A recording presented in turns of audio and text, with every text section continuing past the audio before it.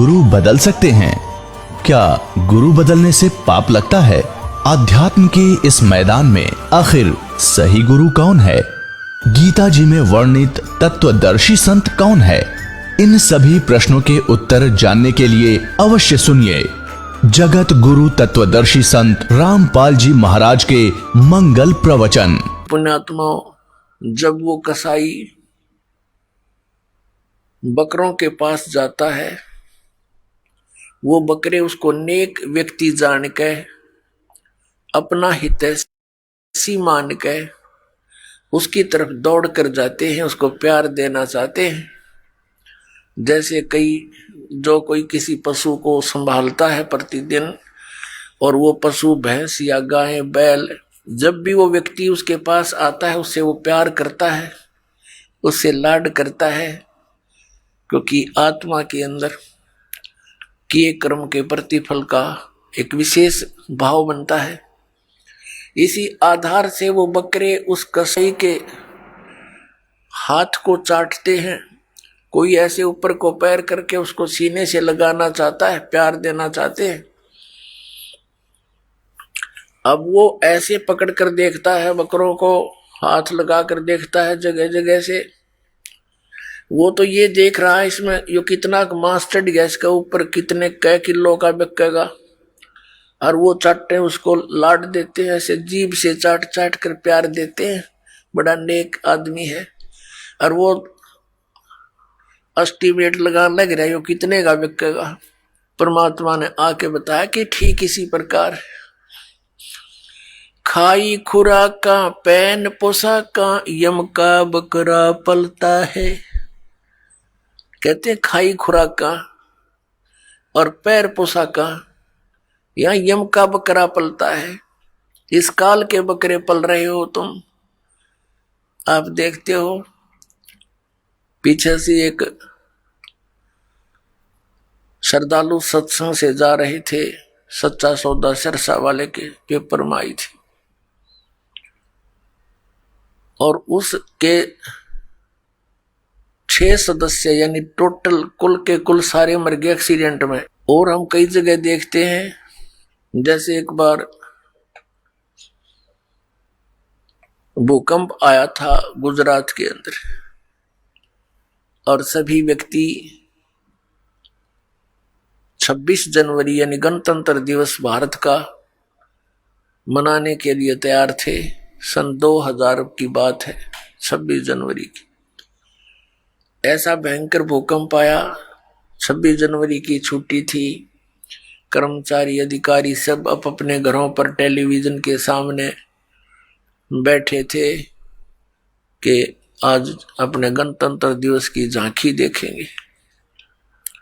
ऐसा भयंकर भूकंप आया, जिन मकानों को, कोठियों को, संपत्ति को बनाने में सारा जीवन न्यौछावर कर दिया, उन्हीं कोठियों के नीचे दब के पूरे परिवार नष्ट हो गए। पुण्यात्माओं, इस काल ने आप और हमारे ऊपर इतना प्रेशर डाल रखे हैं, तीनों गुणों का 3 इंजेक्शन लगा रखे हमारे, ये लगे ही रहते हैं, इनका प्रभाव हमारे ऊपर बना ही रहता है कंटिन्यूसली। तो उसके कारण हम इतने प्रभावित हैं कि हम अपने उद्देश्य को ही भूल चुके हैं। अब विचार करो,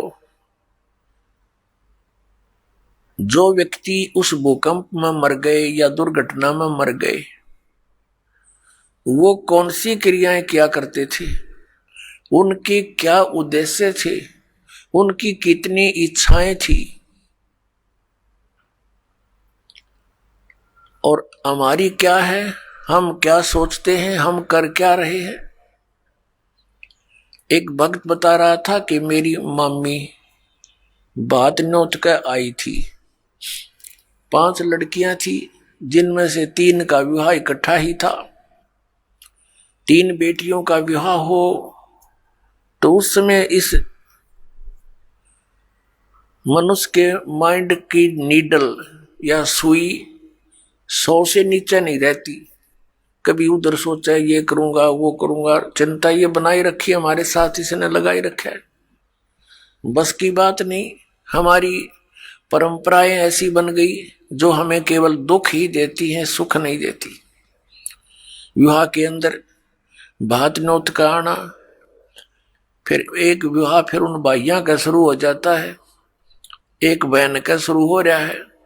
तो इस तरह हम अपनी परंपराओं को, रीतियों को गलत बनाकर भी 90% दुखी हैं। अब वो रोहतक बस स्टैंड पर खड़ी थी, एक बस से उतरी थी, दूसरी का इंतजार कर रही थी और खड़ी खड़ी सोच भी रही थी, क्योंकि जिसके 3 बेटियों का ब्याह हो, जो अनुपदेशी है, हमारे भगत तो अब इस बीमारी और बुराई से कति दूर हो जाएंगे। ज्ञान से होंगे, कोई प्रतिबंध से नहीं होती ये बातें। बच्चों का विवाह भगवान ने कर रखा होता है, या हमारी भूल है बाद में जो ड्रामा बाजी, नाचा कूदी, डीजे बजाना, फंड करना, ये कोरी बकवाद है। ये इस विवाह के समय में, इतने पुण्य संयोग के समय में ऐसे बकवाद नहीं करनी चाहिए। कोई घोटी ला रहा है, कोई नाचे कूदे, ये कोई बात हुई? ब्याह किसी का नाचे कोई, ये कोई सांग होया? कोई अकल हुई? लाडू कोई खावे और कूदे कोई, बता कोई बात है यार? तो इस तरह की हम अज्ञान से अपने ऊपर एक न्यारा वजन और रखे बैठे हैं, ये भी हटाना हमने बिल्कुल हटाना पड़ेगा। भक्ति तभी चलेगी, भगत तभी बनेंगे। अब वो पता नहीं क्या क्या विचार कर रही थी, वहां ऐसे करूंगी, ऐसा करूंगी, वो ऐसा लाना है, वो फलाना ऐसा करना है, लड़की के कपड़े बनवाने हैं, यानी 100 चिंताएं होती है। वहां पिलर के साथ खड़ी खड़ी ऐसे ही चिंतन कर रही थी, कहीं और घूम रही थी, खड़ी थी वहीं पर। एक ड्राइवर ने बस बैक करके सेट करनी थी अपने स्थान पे, कंडक्टर लग गया खुले पैसे देन, किसी के बकाया थे वो बकाया पैसे। ड्राइवर ने सोची तू लाग फटाफट बस को, उसने बस बैक करी, वह ज्यादा टेढ़ी होकर पिलर की सीधी होगी, उसने दिखा नहीं दूसरी साइड में, वह पीछे जाके, और उस बहन ने भी ध्यान नहीं, क्योंकि वो तो सोच विचार में बड़ी थी, उसकी छाती पर आकर लगी बस पाछे तर पीछे पिलर का सारा खड़ी थी, वह वहीं पर आध घंटे में तड़फ कर मर गई। अब वो ब्याह भी रह गया, और जो इधर उधर की जो 1 सेकंड का चैन नहीं था, अब वो कहाँ गई? तो पुण्यात्माओं, हम कति बालक हैं, हमें डर नहीं रहा, हमें याद नहीं रहा वो जाने का समय, और जब तक हमें यहां से जाने का समय याद नहीं रहेगा, हम भक्त नहीं बन सकते, हम बुराई से बच नहीं सकते। अब आज कोई नाच रहा है, कूद रहा है, एक समाचार पत्र के अंदर देखा, पढ़ा, उसमें क्या लिखा था कि विवाह था और पहले दिन वो डीजे मंगाकर नाच रहे थे, बहन भी, सब दूसरे भाई रिश्तेदार डांस कर रहे डीजे के ऊपर, वो भी समाचार पत्र में। और अगले दिन वो दुल्हा जो विवाह करने चला था, कार एक्सीडेंट हो गया ट्रेले के साथ में, जितने सदस्य उसके साथ बैठे थे व्यक्ति, वो सारे मर गए, वो भी मर गया। अगले दिन वो टक्कर मार रहे हैं, रो रहे हैं, बालों को पाड़ रहे हैं जो कल नाच रहे थे। अब बजा लो डीजे यहां पर। कहते हैं नानक साहिब जी कहते हैं कि ना जाने काल की कर डारे, और किस विध ढल जा पासा वे, और जिन्हां ते सिर ते मौत खुड़क दी, उन्हां नू केड़ा हासावे। आदरणीय नानक साहिब जी से किसी ने पूछा कि हे महात्मा जी, आप कभी भी खुश नजर नहीं आते, ना कोई त्योहार और तीज मनाते।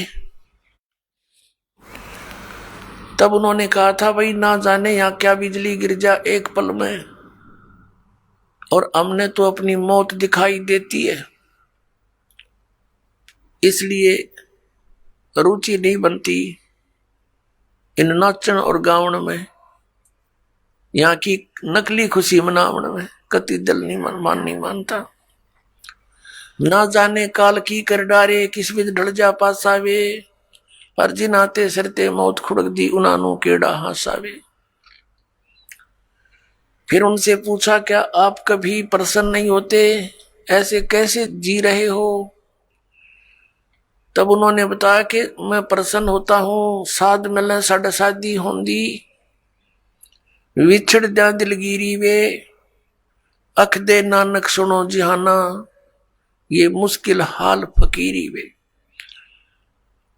नानक साहिब जी कह रहे हैं कि जब मेरे भक्त, मेरी साध संगत यहां आती है सत्संग श्रवण करने के लिए, तो मेरी खुशी का कोई ठिकाना नहीं हो रहता। वो हमारे साथी है, वो हमारी खुशी है। और जब ये वापस जाते हैं संसार में यहां से, तो फिर मुझे दिलगिरी होती है, बहुत परेशानी, दुख हो जाता है, चिंता लग जाती है कि कहीं ऐसा ना हो ये मेरे बच्चों को, जिनको मैंने मुश्किल से मार्ग पर लाया है, सत्य बताया है, परमात्मा का सच्चा ज्ञान समझाया है, कहीं कोई काल, क्योंकि संसार में इस ज्ञान के जानने वाले व्यक्ति नहीं है। एक अकेला एक संत होता है जो सतमार्ग देता है, असंतों की गिनती नहीं होती। उनसे प्रभावित अन्य श्रद्धालु भी फिर उसी की बोली बोलते हैं, वही क्रियाएं करते हैं। तो नानक साहिब जी कहा करते कि मुझे फिर चिंता बन जाती है, कहीं मेरी फसल में कीड़ा ना लग जा, यानी कोई काल का दूत इनको भ्रमित ना कर दे, इनका जीवन नष्ट हो जा। कहते हैं साध मिले साढ़ा शादी होंगी, जब ये वापस आते हैं एज इट इज, तो मेरी खुशी का ठिकाना नहीं रहता कि परमात्मा की दया से अभी ये बचे हुए हैं। और विछड़ जा दिलगिरी वे, जब ये यहां से जाते हैं तब मुझे बड़ी परेशानी होती है, मुझे चिंता बन जाती है। क्यों बन जाती है? अख दे नानक सुनो जिहाना, मुश्किल हाल फकीरी वे। फकीरी में भक्ति, फकीर का अर्थ होता है सभी बुराइयों से हटकर सबका परित्याग करके भक्ति करे। तो जैसे भी बुराइयां कुरीतियां संतों ने हटाने की चेष्टा की, तो अन्य समाज ने उसको लगाने की चेष्टा की। तो जिस कारण से भक्त और संसार के अंदर सदा से ही विरोध बना रहा, क्योंकि संसार की जो रीतियां रिवाज हैं वो काल प्रेरित है, वो यही रहने की है। और संतों की मर्यादा इस काल की मर्यादाओं से हटकर है, वो भक्ति बाधक है। इसलिए अन्य समाज के लोग कहते हैं देखो इन्होंने तो माता धोकनी भी छोड़ दी, इन्होंने तो बाबा श्याम जी भी नहीं पूज रहे हैं, ये तो ऐसे भी नहीं कर रहे हैं, ये तो दिवाली भी नहीं मना रहे हैं, ये कैसे हो गए हैं, इन तो बट्ठा बैठा दिया। एक भक्त बतावा था, कहने लगा जी आज 10 वर्ष हो गए हमने कोई त्योहार नहीं मना लिया। नाम लिया था उसने उस दिन, फिर वो अपने दुख गिनावा था, कह रहा था जी हमने 10 वर्ष हो गए हमारा त्योहार नहीं मन लिया, ना होली ना दिवाली ना तीज ना कोई अन्य। क्या कारण? कि हमारा परिवार है, कभी तो हमारे घर में कोई खुद जवान भाई की मृत्यु हो जाती है, 1 वर्ष उसकी चिंता पूरी होती है, तब तक दूसरा कोई रिश्तेदार निकट में, जैसे बहन का पति मर गया, फिर त्योहार मने नहीं, फिर कोई बिल्कुल साथ में का केताऊ का मर गया जवान, फिर ऐसे फिर लड़का मर गया। 10 वर्ष हो गए हमने त्योहार नहीं मना लिया। तो फिर इन त्योहारों को किस लिए मनाते हैं? या तो फिर भी मनाओ अगर इतने कंपलसरी है तो। ये कहने का भाव ये है यहाँ कुछ मनाने की जरूरत ना है, यहाँ तो भगवान के गुण गान की आवश्यकता है। और उस समय को याद रखे, ये जाने का समय याद रखे। अब हम कितने मूर्ख बना रखे हैं। ये दास सत्संग करने जाया करता था,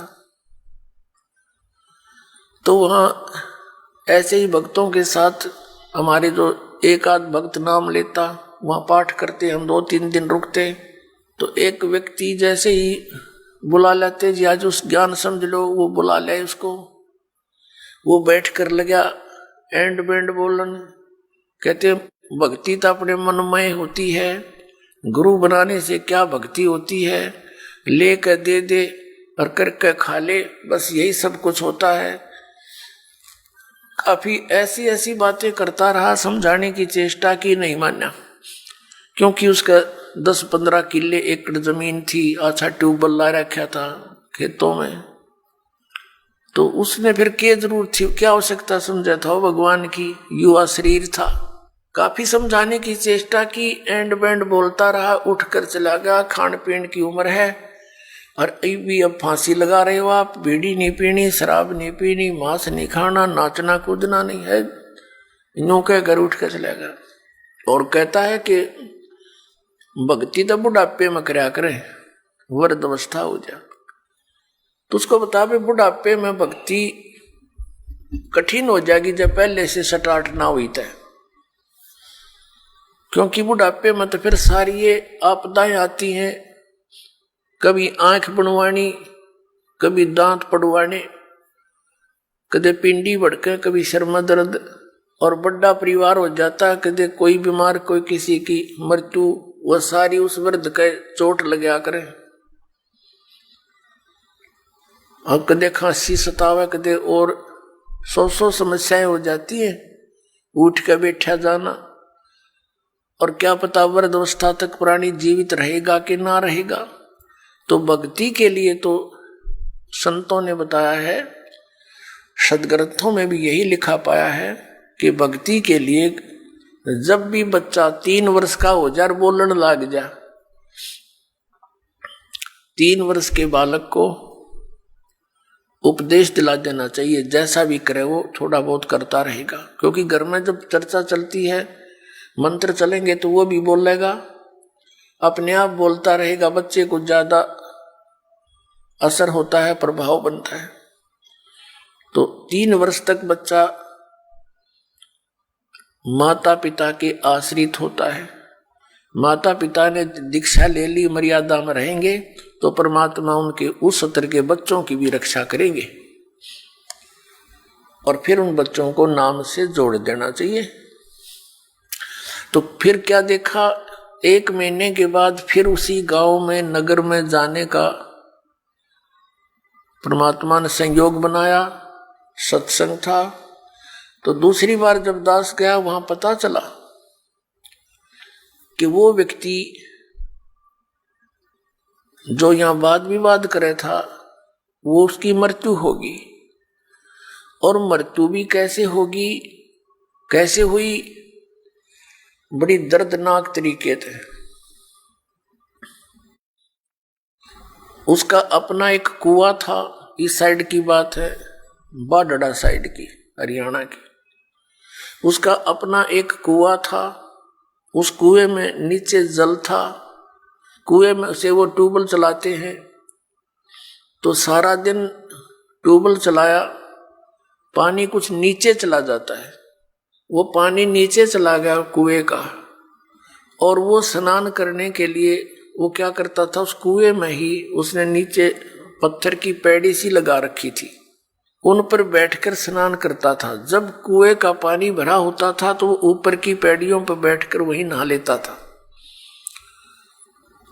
और फिर क्या, उस दिन पानी गया, नीचे उतर, और उसने सोचा इस नीचे वाली पैड़ी पर बैठकर नहा लूं, और दायरा कम से कम 5 फुट नीचे। उसने ध्यान किया नहीं, वो नीचे जाया तो उस पैड़ी पर काई लगी हुई थी, पैर फिसल गया और कुएं में गिर गया। उसने चेष्टा की पैड़ी को पकड़ने की, वो उसके हाथ की रेंज से बाहर हो गई और उसके अंदर वो डूब कर मर गया।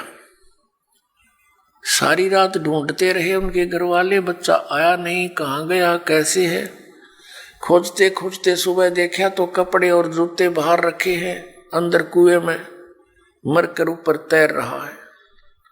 जब उसको देखा कि उसके हाथों की ने जो कोशिश की उसने पकड़ने की किसी वस्तु को, कुएं की अंदर की साइड पर पक्की थी वो, उस पर काई लगी हुई थी, उसके अंदर से उसी उंगलियों के निशान गड्ढे हुए थे कि किसी प्रकार पकड़ दो, निशान थे, और वो मृत्यु को प्राप्त हुआ। इससे ये ज्ञान समझ में आना चाहिए कि किस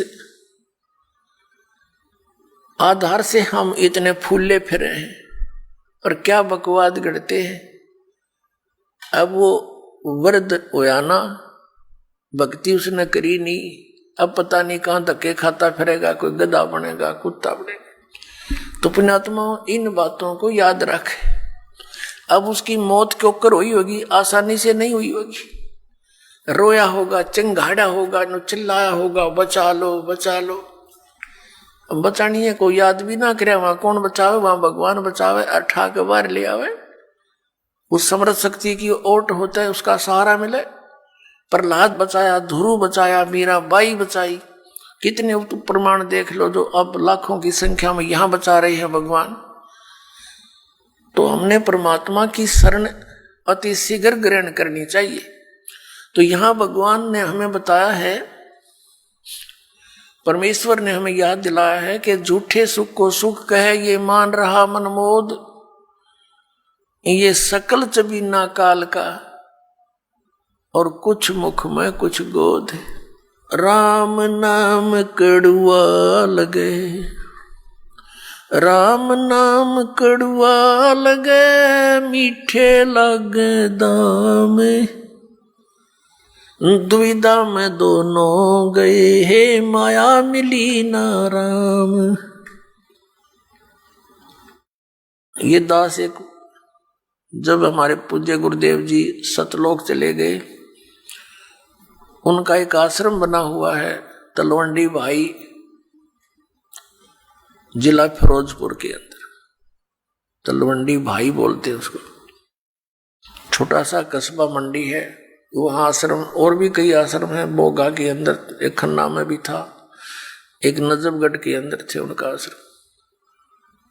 तो तलवंडी भाई के अंदर उनके शिष्य बने हुए थे।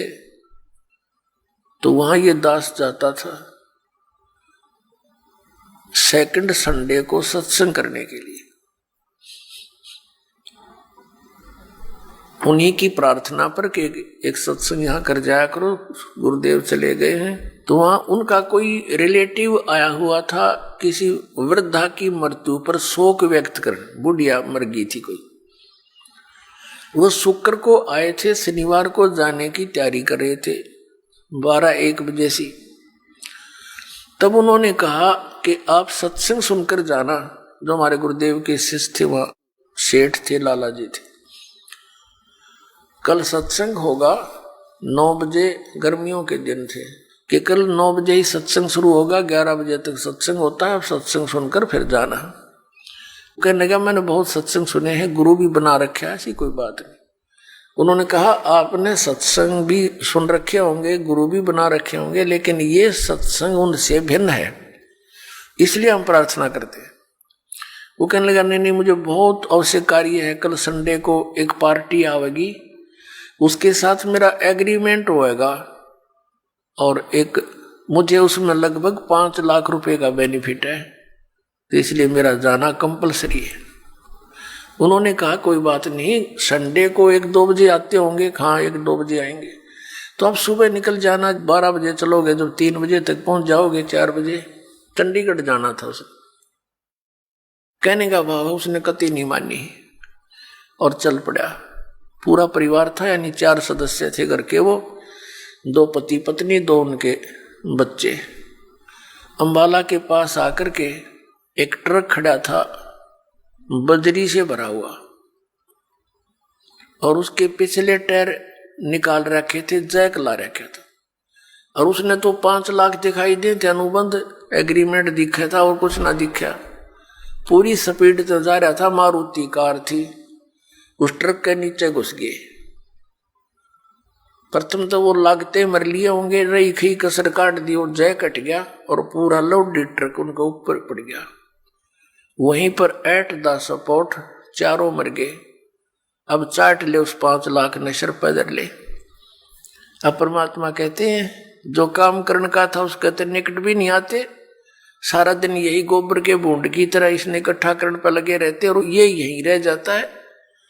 तो यहां परमात्मा कहते हैं राम नाम कड़ुआ लागे मीठे लागे दाम, और दुविधा में दोनों गए ये माया मिली ना राम। इसलिए परमात्मा हमें याद दिलाते हैं मात पिता मिल जाएंगे 184 माँ, सतगुरु सेवा और बंदगी भाई फेर मिलन की ना। जिस परिवार को तू अपना जानकर और इसी के पालन पोषण में और इन्हीं की लोक लाज में भगवान से दूर रह रहा है भोले आत्मा, ये माता पिता तो तुझे अन्य शरीरों में भी मिल जाएंगे। कुत्ते के यहाँ जन्म होगा वहां माता पिता, गधे के घर जन्म होगा तेरा वहां माता पिता, पशु पक्षी बनेगा वहां माता पिता, और अन्य फिर मनुष्य जीवन भी प्राप्त होगा फिर भी माता पिता। माता पिता मिल जाएंगे 184 माँ, और सतगुरु सेवा और ये बंदगी ये भक्ति भाई फेर मिलन की ना। अपरमात्मा फिर कैसी गहरी चोट इस आत्मा का लगाते हैं ताकि या कुछ फड़फड़ी ले ले, कुछ जाग जा, कुछ असर हो जाए इसका कुछ। ये एंटीबायोटिक है, ये कैप्सूल समझो परमात्मा की वाणी जो आत्मा को झंझोड़ कर धर देगी। और इसके ऊपर जो तीनों गुणों का ये नशा बना हुआ है या भांग पी रखी है काल के इस झूठे सुख की, इस त्रिगुणमयी माया की, इसे मिलने वाले लाभ की, तो या उतरन लग जाएगी, कुछ कम हो जाएगी, इसका नशा उतरेगा आपको। परमात्मा कहते हैं कबीर ये माया अटपटी और सब घट आन अड़ी, किस किस न समझाऊं या कुएं भांग पड़ी। आप इस सत्संग को छोड़कर अन्य सत्संग भी सुनते हो, उन सत्संगियों के व्यवहार भी देखते हो। नाम सत्संग का कर्म सारे वही जो आम जन साधारण किया करता है, इसलिए समाज में कुरीतियां ना घट करके बढ़ती ही चली गई। ऐसे ही ये भ्रष्टाचार भी बढ़ता ही चला गया, दुराचार भी चरम सीमा पर पहुंच गया, अत्याचार, लूट खसोट, रिश्वतखोरी। तो क्या फायदा हुआ? इतने संत और भक्तों की गिनती नहीं और असर इतना भी नहीं किसी के। कारण क्या है कि वो संत नहीं, और संत के आदेश बिना विकार छूट नहीं सकते। संत का वचन में परमात्मा की दया होती है, उसके ही वचन से, उसकी सत्संग सुनने से प्रभाव बनता है। तो वो संत नहीं है, वो दिखे संत, क्योंकि ऊपर के दिखावे से या इस सत्संग वचन सुना देने से संत नहीं होता।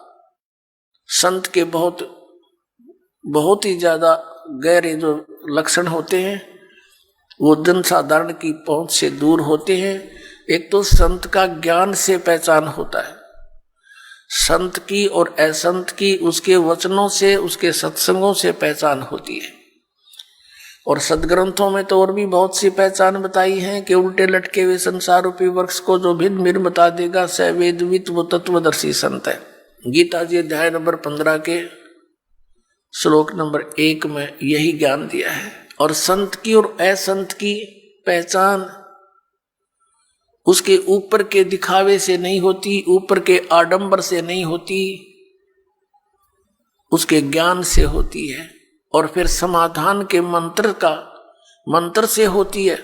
ज्ञान भी सुन सुना कर कोई किसी से मिलता जुलता कह सकता है, लेकिन उसके पास उस रोग के नाश करने की, इस हमारे जन्म मृत्यु के रोग का नाश करने की और प्रारब्ध के अंदर आने वाले कष्टों का निवारण करने की औषधि नहीं है, वो सही मंत्र नहीं है, तो कितनी ही बातें बनाता रहे वो संत नहीं है। और किसी व्यक्ति ने इस दास से सुनकर और ये मंत्र लेकर तीनों और स्वयंभू संत बनकर इनको दान करने लग जाता है, देता है, तो वो डुप्लीकेट लाइसेंस बना रहा है, क्यों? वो अधिकारी नहीं है। वो गुरु की आज्ञा के बिना स्वयं ही नाम देता है तो वो निगुरा है और वो अधिकारी नहीं है। उससे उपदेश लिया हुआ भी व्यर्थ ही है। तो इन सब बातों से हमने सावधान रहना है। अब क्या बताते हैं परमात्मा? कंठी माला सुमरणी पैरे से क्या हो, ऊपर डूंडा साध का अंतर रख्या खो। ऊपर तो साध का डूंडा पीट रखा, जैसे कंठी माला तिलक दाढ़ी दूढ़ी बढ़ा रखी, लाल कपड़े डाल रखे हैं, ऐसा दिखे जैसे बड़ा महापुरुष होगा, और अंदर भक्ति ना ज्ञान एक आने का। कहते ऊपर डूंडा साध का, ऊपर लोग दिखावा तिसा दिखे भाई, कति आदमी ने सोचा भगवान से मिल रहा होगा और अंदर खख नहीं उसके, तो उसका ज्ञान से पता लगेगा, उसकी बोली से पता लगता है। जैसे धर्मदास जी को जब ज्ञान हुआ, आदरणीय धर्मदास साहिब जी को, और परमात्मा उनसे बिछुड़ गए थे, उसके वियोग में संतों से मिलते थे और उन संतों से प्रश्न करते थे वो कि ब्रह्मा विष्णु महेश के माता पिता कौन है। गीता जी अध्याय नंबर 18 के श्लोक नंबर 62 में जो गीता ज्ञानदाता किसी अन्य भगवान की शरण में जाने को कहता है, वो भगवान, वो परमात्मा कौन है, तो वो उसका जवाब नहीं दे पाते थे। वो वही बोली बोलते थे जो पहले बोला करते थे, ये तो अजरो अमर है, सर्वेश्वर है, महेश्वर है। तो उठकर चल पड़ता था कि ये संत नहीं असंत है। तो संत और असंत की बोली से पता लगे। कबीर परमेश्वर जी कहते हैं, खरना होवे के हरि कबहू सिंह की खाल उठाए। यदि गधे को सिंह की यानी शेर की खाल पहना दी, ऊपर का कवर उसका, वो उस मात्र से सिंह नहीं बन जाता, शेर नहीं बन जाता। दिखता शेर है बिल्कुल। एक समय एक कुमार ने कुबद सूझगी, उसने कितने कोई शेर की खाल पाएगी पड़ी हुई, शेर मरा पा गया, उसने वो खाल खोल तार तोड़ लिया उसकी कितने काट पीट के, और उसने अपने गधे पर डाल दी, पूरी फट कर दी, और उसको रात के समय खेतों में छोड़ दे। वो जाके किसानों की फसल खावे, रखवाले देखे चांद की चांदनी में निकट जावे, क्या बढ़ गया क्या आ गया, देखे वहां पर शेर खड़ा फसल खा रहा, शेर सिंह, तो वो भाग ले पूरी तरह, गांव माँ कर रुक के मर गए, शेर आ रहा शेर आ गया। अब रखवालों ने उधर जाना भी छोड़ दिया कि रात में शेर आवे और फसल खावे। काफी चर्चा का विषय बन गया। एक दूसरे कुम्हार को पता चला कि भाई शेर फसल तो खा नहीं सकता, देखते हैं कोई गधे पर खाल ना डाल रखी हो किसी ने। उसने सोचा कि भी चल पहचान करते हैं, गांव वालों से कहा भी चलो आज शेर पकड़ते हैं। वो कहने लगे नहीं भाई नहीं, उधर नहीं जाना। वो कहने लगा भी चलो तुम मेरे साथ चलो, वृक्षों पर बैठ जाना ऊंचे चढ़कर। वो 2-4 गधे ले गया अपने, और जहां वो शेर आता था उसी के आसपास वो गधे छोड़ दिए, और वो बैठ के ऊपर वृक्षों पर। अब डर उसको भी था, कुमार को भी, कहीं सचमुच एक शेर ना हो, चलिया तो पहचान हो जाएगी, बेगा गधे ने खा लेगा और क्या होगा। तो थोड़ी देर के बाद उन गधों ने अपनी बोली बोली, हू करने लगे। वो शेर भी ला गया हू करने, वो आया भाग गया, और उन गधों के पास आकर हू करता करता खूब मस्ती में उसकी वह खाल उतर गई ऊपर तक, और गधा का गधा। तब रखवाले उतरे, अरे सचमुच तो गधा है, उसको मार को धमका निकम्मे तो नहीं हो के जुल्म कर दिया। तो पुण्यात्मा परमात्मा कहते हैं कि गधे की और शेर की पहचान उसकी आवाज से होती है। वो भी हू करता है, जब कहने लगे भाई यू तो गधा है, शेर को नहीं, शेर की आवाज है कोई ना, वह बोली ही नहीं है शेर वाली। तो इस प्रकार संत और असंत का ज्ञान उसके वचनों से, उसके सत्संग से, उसके ज्ञान से होता है। अब परमात्मा हमें याद दिलाते हैं, अगम निगम को खोज ले, बुद्धि विवेक विचारे, उदय अस्त का राज मिले, तो बिन नाम बेगारे। अपने आत्मा हम तो ये सोचते हैं कि हमें कोई अच्छी पोस्ट मिल जाए, हमें कोई अच्छा राज पद प्राप्त हो जाए, एमएलए, एमपी, मंत्री, मुख्यमंत्री, प्रधानमंत्री, राष्ट्रपति बन जावा।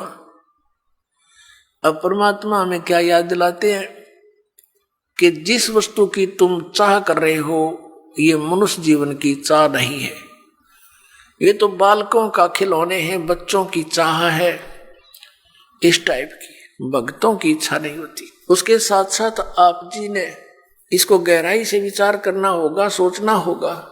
जैसे एक पोलैंड देश का पूरा कैबिनेट, पूरा मंत्रिमंडल, जिसमें 96 व्यक्ति थे, एक जहाज में बैठ के, और किसी और अन्य मंत्री कोई मर गया था, उसका शोक व्यक्त करना थे, मुंह काट जावा थे उसकी, और वो उनका वायुयान दुर्घटनाग्रस्त हो गया, 96 के 96 मर गए, जिसमें से 85 तो वो मंत्रिमंडल के सदस्य थे, बाकी वो जहाज वाले कुछ एक दो होंगे।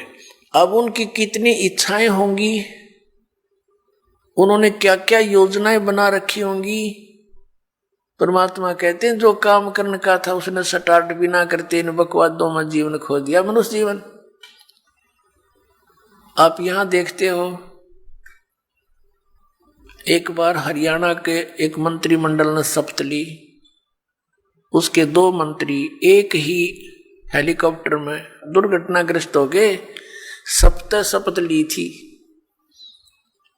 2-4-10 दिन हुए थे बनाने और खत्म हुए। ऐसे ही एक मुख्यमंत्री आंध्र प्रदेश का, एक अरुणाचल प्रदेश का, हेलीकॉप्टर में जा रहे थे, आगे उनकी इंतजार में, उनके स्वागत में, उनका माला डालने के लिए लोग खड़े थे अपने स्वार्थवश, और वो दुर्घटनाग्रस्त हो गए। एक की तो 3 दिन में लाश मिली थी और एक की 1 हफ्ते में गीदड़ घसीटे थे उन्हें।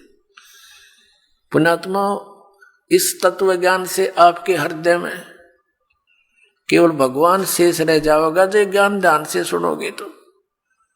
ये काम करने के मनुष्य जीवन की, अब हम एक परमात्मा से दूर होकर तत्व ज्ञान के अभाव से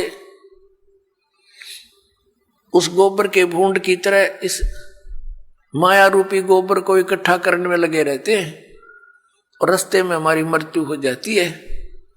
जैसे गोबर के भूंड होते हैं, देखे होंगे खेतों में, भैंस गाय गोबर चौथ कर देती है, गोबर कर देती है, और वो दोनों भूंड और भूंडनी, वो पति पत्नी, उस सारे गोबर ने इकट्ठा कर और बिल में ठोक लेंगे, गोली बना बना के उसको ऊपर का रेत लगा के कोई पिछाड़ना लेके रखा है छुपा के, और ऐसे ढोते ढोते मर जाते हैं पशु के पैर तले आके, वो गोबर वही रह जाता दरा दरा। तो ये माया जोड़ जोड़ के बैंक भर दिए, अरे गधा बन के सैर सपट्टे करते फिरेंगे, जिनके पैसे लिए ये जैसे राजा लोग हैं, मंत्री है, मुख्यमंत्री, अन्य मंत्री या कोई राजपद पर बैठे हैं, कर्मचारी अधिकारी हैं, ये जनता के टैक्स से मौज मार रहे हैं और कर लगा रखा जनता पे, जिसमें गरीब आदमी भी अपने 10 नौहों की कमाई से कुछ करता है, वो भी टैक्स में जाता है, और उस पर ये मौज करते हैं। जो इनका कर्तव्य बनता है उसको भूल कर ये भी केवल अपने ही स्वार्थ में, अपने ही उदर पूर्ति में लगे रहते हैं, जिस कारण से इनको प्रत्येक का कन कन देना पड़ेगा। किसी का गधा बनेगा, किसी का बैल बनेगा, किसी की भैंस बनेगी, गाय बनेगा। परमात्मा कहते तुमने उस दरगाह का मैल नहीं देखा और धर्मराज के तिल तिल का लेखा। जैसे एक गवर्नर था पंजाब और हिमाचल का, वो ज्वाइंट यानी 2 चार्ज थे उसके ऊपर, 2 का गवर्नर था अकेला। वो रिटायरमेंट पे था, 1-2 वर्ष रह रहे थे। उसने सोचा पहाड़ी क्षेत्र में हिली स्टेशन पर बहुत बड़ा बंगला बनाऊंगा और बुढ़ापे में वहां ठाठ से रहा करूंगा, शुद्ध वायु होगी, सैर सपट्टे वहां कराया करूंगा। उस उद्देश्य से 3 करोड़ रुपये लेकर हेलीकॉप्टर में वहां के कोई अच्छे बड़े प्लाट का, बड़े जमीन का वो रजिस्ट्री कराने चला था। 3 करोड़ रुपये उसने हेलीकॉप्टर में रख रखे थे। अपन आत्माओं पहले 100 के नोट थे, 500 के भी ना थे, तो मरण के काम तो आप कर रहा था। वो 3 करोड़ 100 के नोट और बरकत देखे कितने हो जाते हैं। तो वो दुर्घटनाग्रस्त हो गया वो हेलीकॉप्टर। उसका परिवार भी साथ में था, एक बालक बच्चा था, लड़का। वो पहाड़ियों पर मर गया पड़ के। और वो नोट उड़ते फिरे, वो बकरी खावा उनने, फिर वो आकर जो भेड़ बकरी चरा रहे थे वो उठा ले गए गडरिए। फिर उनको फिर क्या देखा कि उसका जो अपना रेजिडेंस था वहां उसने तय खाना बना रखा और उसमें 40 करोड़ रुपया दे रखा। 40 करोड़ रुपया 100 के नोटों का मेरे ख्याल में 2 ट्रकों पर नहीं चला है। और वो छाती गलाए बैठा सांप की तरह उस पर सोए और वहां मर गया। वो रह गया दरिया दराया। अब क्या होगा? वो लाट साहब फिर गधा बनेगा और गेला उसकी पत्नी, और फिर क्या बनेंगे वहां? जिस जिसके पैसे इकट्ठे कर रखे थे प्रत्येक का पाई पाई का हिसाब चुकाएंगे। बहुत लंबा काम बना लिया उन्होंने अपने ऊपर।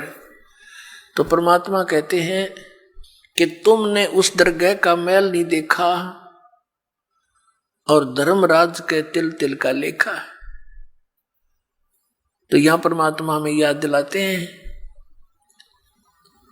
कि जैसे श्रीमद् भगवत गीता अध्याय नंबर 7 के श्लोक 29 में कहा है कि अर्जुन, मेरे आश्रित होकर मैं तुझे जो ज्ञान बता रहा हूं उसको आश्रय करके उस पर अमल करो। क्या बताया है? गीता जी अध्याय नंबर 4 के श्लोक नंबर 32 में कहा है कि आध्यात्मिक अनुष्ठानों यानी यज्ञों की जानकारी सच्चिदानंद घन ब्रह्म की वाणी में विस्तार के साथ कही गई है। वो तत्व ज्ञान है और उस तत्व ज्ञान को जानने के पश्चात तू सब कर्म बंधनों से मुक्त हो जाएगा। चौथे अध्याय के 34वें श्लोक में श्रीमद् भगवत गीता में कहा है कि अर्जुन, उस तत्व ज्ञान को जो सच्चिदानंद घन ब्रह्म ने स्वयं आकर अपने मुख कमल से बोला है, वो कबीर वाणी है, वो कबीर वाणी है, वो सच्चिदानंद घन ब्रह्म की वाणी है, वो तत्व ज्ञान है। उस तत्व ज्ञान को तू तत्वदर्शी संतों के पास जाकर समझ। उनको दंडवत प्रणाम करने से, कपट छोड़कर उनसे प्रसन्न करने से, सरलता पूर्वक प्रसन्न करने से वो तत्वदर्शी संत तुझे उस परमात्म तत्व का ज्ञान कराएंगे। यानी गीता ज्ञान दाता से अन्य कोई परम शक्ति है जो पूर्ण मोक्षदायक है, जिसकी शरण में जाने के बाद फिर संसार में लौटकर कभी नहीं आते, पूर्ण मोक्ष होता है। और उसकी कृपा से ही ये जीव परम शांति को और सनातन परम धाम को प्राप्त होता है। अपने विषय में गीता ज्ञानदाता कहता है कि अर्जुन, चौथे अध्याय के 5 और 9 में, दूसरे अध्याय के 12 श्लोक में गीता जी में, गीता अध्याय नंबर 10 के श्लोक नंबर 2 में कहता है, अर्जुन तेरे और मेरे बहुत जन्म हो चुके हैं, तू नहीं जानता, मैं जानता हूं।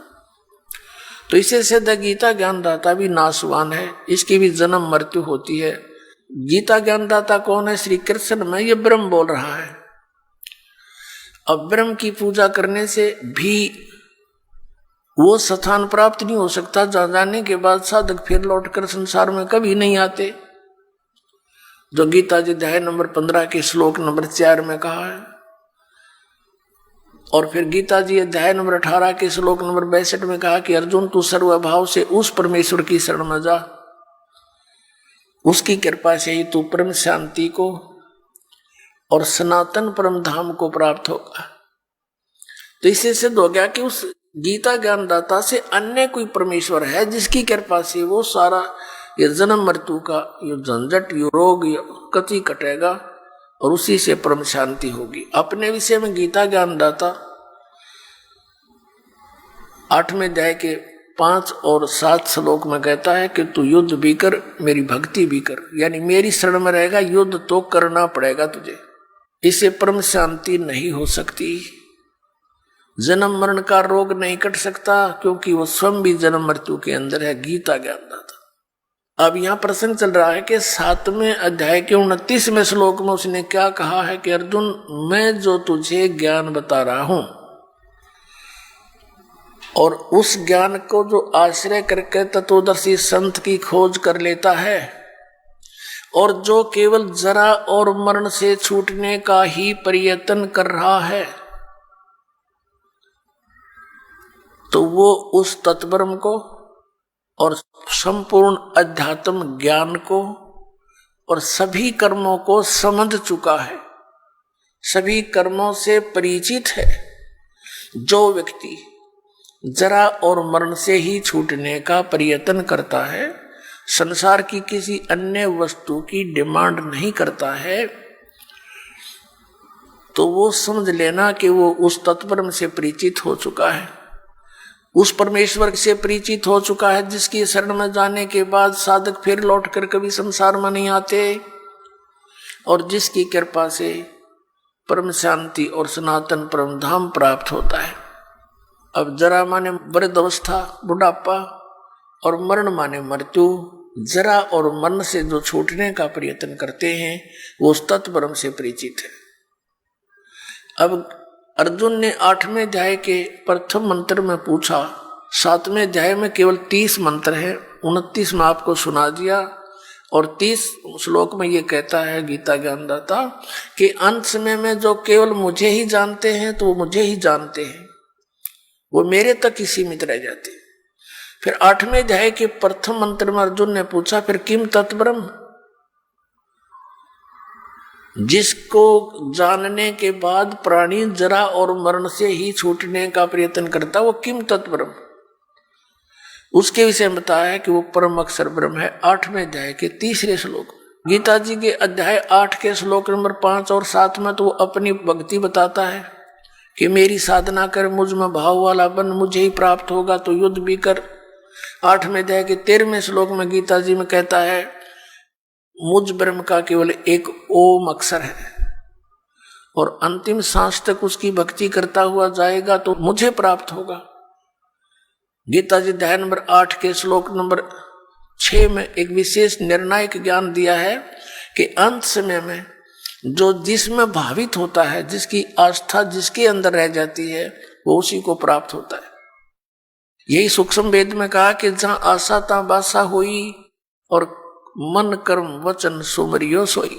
अब गीता जी अध्याय नंबर 17 के श्लोक नंबर 23 में कहा है ओम तत्सत इति निर्देश है ब्रह्मण त्रिविध समर्थ ब्राह्मणा तेन वेदा च विहिता पुरा। ब्राह्मण माने तत्वदर्शी संत। वैसे ब्राह्मण का अर्थ होता ब्राह्मण से जो ब्रह्म पहचाने। अब जैसे ओरिजिनल सतगुरु तो कबीर साहब थे और कबीर साहब तो एक और ये नकली सतगुरुओं का अंत नहीं। ऐसे ही ब्राह्मण का अर्थ असली होता है वो व्यक्ति जिसने भगवान को जान लिया। बाकी ठीक है, छोटी मोटी को अन्य क्रियाओं से भी ब्राह्मण की पदवी कोई पा रहा है तो वो अलग ब्राह्मण है। कि ओम तत्सत इति निर्देश है ब्रह्मण। ब्रह्मण माने सच्चिदानंद घन ब्रह्म, यानी पूर्ण परमात्मा परम अक्षर ब्रह्म के पाने की, उसके सिमरण की इस 3 नाम का निर्देश है। ओम तत्सत इति निर्देश है। निर्देश माने फाइनल फैसला, डायरेक्शन। डायरेक्शन का अर्थ है अन्य बिल्कुल नहीं, केवल वही, नथिंग एल्स। ये 17वें अध्याय के 23वें श्लोक में ओम तत्सत इति, बस यही निर्देश, फाइनल ऑर्डर। और ब्रह्मण सच्चिदानंद घन ब्रह्म के त्रिविध समर्थ है, उसका 3 विधि से सिमरण की विधि है, 3 प्रकार से सिमरण होता है। और जिन पुण्यात्माओं को इस दास से ये तीनों मंत्र प्राप्त हैं, उनको पता है कि इनकी सिमरण की विधि 3 प्रकार से कैसे है। एक मंत्र ओम तो सार्वजनिक है, इसमें तत् ये सांकेतिक और सत भी सांकेतिक। गीता जी अध्याय नंबर 15 के श्लोक नंबर 16 और 17 में 3 पुरुष बताए हैं, एक सर पुरुष, अक्षर पुरुष। इन दोनों को रिजेक्ट किया है। आइए अब हम उन श्रद्धालुओं के अनुभव जानते हैं जो जगत गुरु तत्वदर्शी संत रामपाल जी महाराज जी से दीक्षा प्राप्त कर चुके हैं तथा उनके द्वारा बताए गए भक्ति मार्ग पर चल रहे हैं। नमस्कार सर। नमस्कार सर। क्या नाम है आपका? मेरा नाम कंवल साहब पैकरा है। कंवल जी, आप कहाँ से हैं? ग्राम नर्मदापुरा, जिला सरगुजा, अंबिकापुर, छत्तीसगढ़ का। कंवल जी, संत रामपाल जी महाराज से नाम दीक्षा आपने कब ली? संत रामपाल जी महाराज से 12 फरवरी 2013 में नाम लिया। कंवल जी, क्या काम करते हैं आप? मैं पुलिस विभाग में प्रधान आरक्षक के कार्य पर पदस्थ हूँ। कंवल जी, अभी तक क्या क्या भक्ति साधनाएं की हैं आपने? संत रामपाल जी महाराज से जुड़ने से पहले मैं संसार में जो चलता है पारंपरिक भक्ति, शिव जी का, दुर्गा जी का और कई देवी स्थानों का, ये सब भक्ति करता था। और कहीं भी सत्संग होता था, जैसे भागवत कथा वगैरह, तो नज़दीक में रहता था तो मैं जाता रहता था, ये भक्ति करता रहता था। कंवल जी, क्या कारण बना कि आप संत रामपाल जी महाराज जी की शरण में आए? मेरे को 2012 में अक्टूबर में मैं अंबिका जिला स्तर पर ट्रेनिंग हो रहा था, वहाँ आया था। तो वहाँ पर मेरे क्वार्टर के सामने भैया थान में पुस्तक प्रचार करने संत रामपाल जी के शिष्य लोग आए थे और प्रचार कर रहे थे, माइक से बोल रहे थे कि ब्रह्मा विष्णु महेश के माता पिता कौन हैं और इसकी जानकारी है। तो मैं उसको सुना तो मैं बोला कि सब लोग बोलते हैं कि ब्रह्मा विष्णु महेश एक हैं, तो ये बता रहे हैं कि अच्छा ज्ञान है। तो उस पम्फलेट को मैं लिया तो फिर तुरंत 10 रुपये में ज्ञान गंगा लिया और फिर उसको पढ़ा तो मुझे समझ में आया कि हाँ, ये ज्ञान सही है। और फिर शाम को मैं टीवी में देखा संत रामपाल जी महाराज का सत्संग, तो मुझे लगा कि हाँ, ये पुस्तक खोल खोल बता रहे हैं। उस समय शनिवार और रविवार को 3-3 घंटे का प्रोग्राम चलता था, डिबेट। तो उसको देखा, पूरा खोल खोल के बता रहे थे गुरुजी। तो इस ज्ञान तो ये था ही नहीं, ब्रह्मा विष्णु महेश का ज्ञान भी बताया कि ये कि माता कौन है, पिता कौन है। तो खोल खोल के दिखाए तो हमें समझ में आया कि ये ज्ञान सही है। हमको तो आज तक कोई बताया नहीं कि ब्रह्मा विष्णु महेश से कोई बड़ा है, वो तो बताते थे कि यही सबसे बड़े हैं और तीनों एक दूसरे का भक्ति करते हैं। अब हम लोग को कोई बताने वाला नहीं था तो हम लोग इसी में लगे रहते थे। फिर अपने फादर इन लॉ के साथ हम लोग सलाह करके चले गए हरियाणा में बरवाला, और 12/2/2013 में संत रामपाल जी से दीक्षा लिए। सर, संत रामपाल जी महाराज से नाम दीक्षा लेने के बाद क्या आपको कोई लाभ भी मिले? आध्यात्मिक ज्ञान का लाभ हुआ, जैसे सभी चीज़ को जान गए और मनुष्य का क्या कर्तव्य है ये भी पता चला। पहले तो ये जानते थे कि खाना है, मरना है, यही जानकारी था, और मोक्ष का कोई जानकारी ही नहीं था। भगवान है बोलते थे, लेकिन भगवान कुछ कर नहीं सकता। दुख तो हमारा हट नहीं रहा था। मेरे को साटिका हो गया था, तो उसमें साटिका हुआ 2006 से धीरे धीरे 9-10 में बहुत ज़्यादा बढ़ गया था। काम करने में दिक्कत हो रही थी, मैं चल फिर नहीं पा रहा था, 100 मीटर भी चलना मुश्किल था। और इसी बीच कई जगह इलाज कराए, जैसे कि हॉस्पिटल, लोकल हॉस्पिटलों में गए तो उन लोग तो बोले कि इसका इलाज यहाँ नहीं है, आप बाहर जाके देख लीजिए। तो कोई बताया कि नहीं, झारखंड में एक शुक्ला जी हैं, बहुत अच्छा डॉक्टर हैं, तो वहाँ गए। वहाँ भी गए तो 15 दिन उनका दवाई खाए और सब इंजेक्शन वगैरह सब एक्सरे करवाए, तो वो भी कहे कि कुछ राहत मिलेगा तो आना, नहीं तो फिर ऑपरेशन करना ही पड़ेगा आपको। तो फिर उसके बाद मैं वहाँ नहीं गया, 15-20 दिन कहाया, उनका कुछ लाभ नहीं मिला। फिर इसके बाद थोड़ा थोड़ा करके इसका इलाज झाड़ फूँक तरफ भी गए हम लोग, और घर में भी और परेशानी था, बच्चों को भी था। तो झाड़ फूँक तरफ गए तो ये का झाड़ फूँक करने वाला बताया कि आपके यहाँ परेशानी है। मेरे को तो नहीं बताए, हमारे पत्नी को बताए थे कि आप कुछ दिन बाद विधवा हो जाएंगे, जल्दी ही विधवा होंगे। ये 10 की बात है। 10 के बाद उसके बाद बोल रहे थे कि फलाने जगह एक्सीडेंट हो इनका और वहाँ पर उनका बड़ा घटना हो सकता है। लेकिन वो ये भी बता दिए थे कि 2012 के बाद आप कोई सत्य के पास पहुँच जाएंगे तो आपका एक दुख कट सकता है। कट जाएगा, टल जाएगा। यदि आप नहीं पहुंच पाएंगे तो इसमें आपको घाटा हो सकता है। और मेरी पत्नी को भी बीमारी था, बच्चेदानी में उनका इन्फेक्शन आ गया था और उसको डॉक्टर बोल दिए थे 2008 में इसको निकालना पड़ेगा, अभी दवाई खाते रहिए, कुछ दिन बाद उसको लास्ट में निकालना ही पड़ेगा। ये सब बीमारियों के बाद ये ज्ञान मिल गया हमको 2013 में, और 13 में पहुंच गए संत रामपाल जी के पास। उसके बाद मेरा बीमारी तो 6 महीना में ठीक हो गया, पत्नी का भी दुख दर्द खत्म हो गया। ये हमको लाभ हुआ, मेरा शारीरिक लाभ हुआ। डॉक्टर द्वारा मेरे को ऑपरेशन का सलाह दिए थे, इसको दवाई से बोले कि नहीं ठीक होगा और इसको बाहर जाके इलाज कराना पड़ेगा। ये साटिका का प्रॉब्लम था, कमर में दर्द था जो झुक गया था कमर, ये दास टेढ़ा चलता था वो सीधा चला, और अब आज के डेट में पूर्ण रूप से ठीक हो गया। ऑपरेशन कराने की आवश्यकता नहीं पड़ी और गुरुजी के आशीर्वाद से ठीक हो गया। ये रिपोर्ट आप सब जनता देख सकते हैं। पत्नी के बच्चेदानी का इन्फेक्शन को भी निकालने के लिए डॉक्टर के द्वारा बता दिया गया था, जो 2012-13 के बाद जो दीक्षा पत्नी को भी ले गया। मेरे पत्नी का डॉक्टरों के द्वारा ये बताया गया था और एक्सरे करके बाहर दिखाया गया था कि उनके बच्चेदानी में इन्फेक्शन है और वो बढ़ रहा था। उसको कुछ दवाई से स्लो कर रहे थे, लेकिन बोले कि लास्ट में अब ये ठीक नहीं होगा, इसका ऑपरेशन ही करना पड़ेगा। जब हम लोग 2013 में नाम दीक्षा संत रामपाल जी महाराज से लिए, उसके बाद उनका भी दर्द खत्म हो गया और आज तक उनका कोई दवाई नहीं चल रहा है। उनके आशीर्वाद से ही ये सब ठीक है, ठीक हो गया। अविदास का जब एक्सीडेंट हुआ था वहाँ पर मृत्यु होना था, हुआ भी, और जो इसने बताया तांत्रिक ने और भी कुछ बताया था जो प्रमाण के आधार पर मैं कह सकता हूँ कि इसको कैसे प्रमाणित कर सकते हैं कि आपको एक्सीडेंट से मृत्यु होना था।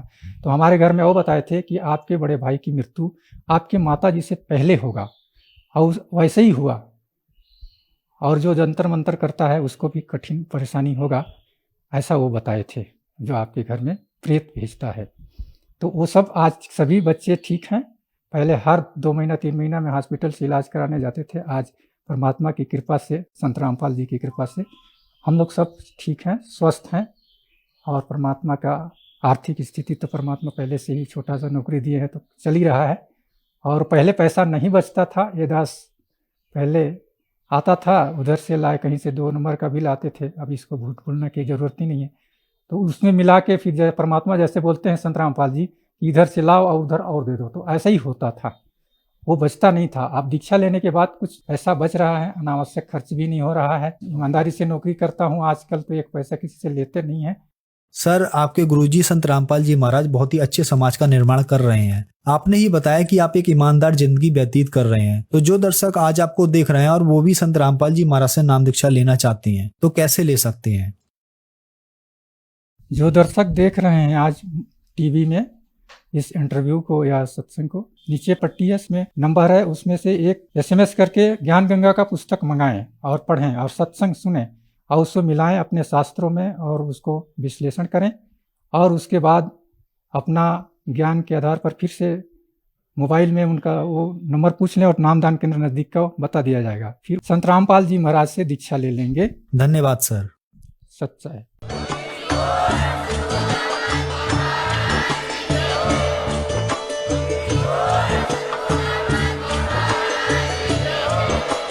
आप सुन रहे थे जगत गुरु तत्वदर्शी संत रामपाल जी महाराज जी के मंगल प्रवचन। अधिक जानकारी के लिए विजिट कीजिए हमारी वेबसाइट www.jagatgururampalji.org। संत रामपाल जी महाराज जी के शुभ आशीर्वाद से पूरे विश्व भर में 500 से भी ज्यादा नाम दीक्षा केंद्र हैं, जिन पर संत रामपाल जी महाराज जी द्वारा ऑनलाइन निःशुल्क नाम दीक्षा दी जा रही है। अपने नजदीकी नाम दीक्षा केंद्र का पता करने के लिए संपर्क करें 8222।